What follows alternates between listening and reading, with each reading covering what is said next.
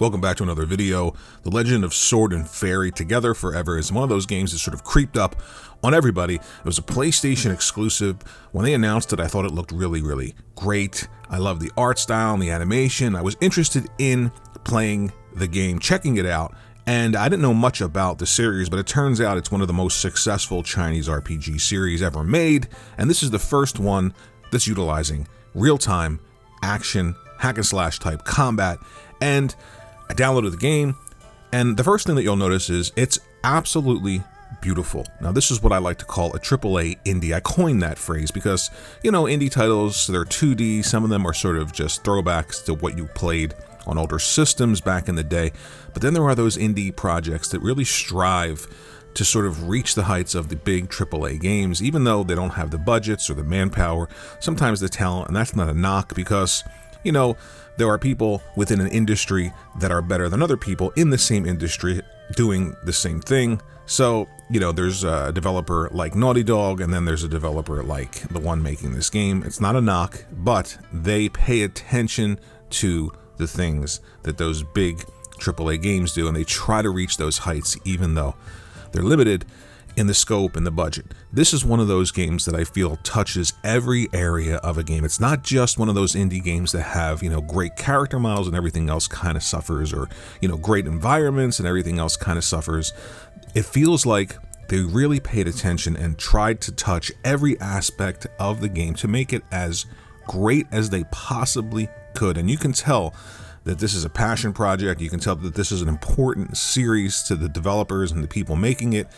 And I'm just blown away by how great it looks. Now, it's not completely open world. Originally, I thought maybe it was an open world game, but it's not linear either. There's a scale and a scope that's sort of reined in, and you're kind of funneled through an area through the story, but there's enough openness to the area that you're in where you feel like you can explore, you can check out new areas, new quests. People in towns, their dialogue appears above their head. You can go over, you can talk to them. Certain people will give you side quests. So it's nothing, you know, that is groundbreaking. It's the typical JRPG, action JRPG tropes where, you know, go to an area, talk to people, get some side quests. There's a main quest. The combat is, you know, light attack, heavy attack, hold R2 for modifiers for healing and elemental attacks. Nothing groundbreaking there. I'm about 2.5 hours, 3 hours into the game. And the things that stand out to me, again, are the graphics, the animation. The combat system is fun. It's not terribly deep right now. I'm hoping that it gets a little bit deeper.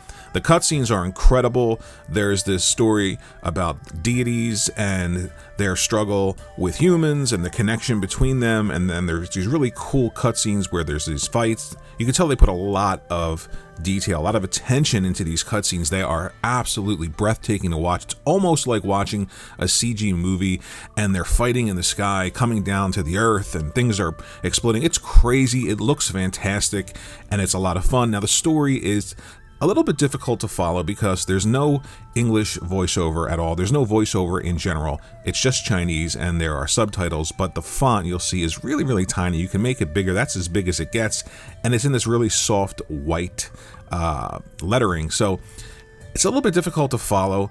Sometimes they're talking and the translation isn't great and the sentences don't really make much sense, but you know, that's okay. It's brought over. The things that I'm really having an issue with are, it feels like it's just very formulaic, where you're going into a town and you're funneled to the town. There are some enemies that you'll fight. So for instance, the first 3 hours, I fought maybe 4 enemies in the wilderness, and they weren't too difficult. And then I'm into a town, and then I have to go to 2 or 3 people for side quests within that town, or to the marker for the main story. And you simply go to a main story, talk to somebody, they tell you to go somewhere, you go there, you talk to somebody else, then you go to your home, you take a rest, then you go back to another person, and then you go to them, talk to them, then you go home. You see what I mean? It gets to be like, open up. I don't know if it's going to open up to the point where I think it's going to be, you know, one of those RPGs that you've got to play, but still very early, and there's enough here to check out. I think it's a really good game, and it's their first attempt at making a sort of Western styled open action RPG for this audience rather than what they've done in the past. And you'll see the combat here. Essentially, you lock on. It's nothing groundbreaking. You lock on, you'll pick an enemy, you use a light attack, heavy attack, a combination of both. You can mix and match, use a modifier to use your healing or to use an elemental attack. That's about it. And then there's the dodge. So this is pretty much all the combat that I did in the first about 2.5 hours, the same type of enemies like this, and then you'll watch a cutscene. This is the first quest that I had within the town. I literally had to walk maybe a couple of feet outside of the town, talk to somebody, then go right back, and then you're done. That's the experience that I've had within the first 3 hours. I'm not saying it's bad, but you know, it needs to be a little bit more. Hopefully it does open up, but I want to put that out there if you're watching this video. So it's very slow going in the first 2 to 3 hours. What I will say is that if you love action RPGs, you love Eastern meets Western styled games, I think that you will enjoy this game. It's one of those games that you play for a little while and then you stop, and you play for a little while and then you stop. If you're interested in checking out an RPG series that you may have never heard of or played before, and this is their first big one brought to the States that it has a real-time combat system, I would say check it out. It's definitely a great step in the right direction for a series to be global, to be really, really big. It feels like they're striving to be one of those great RPG series, and I really love the main character.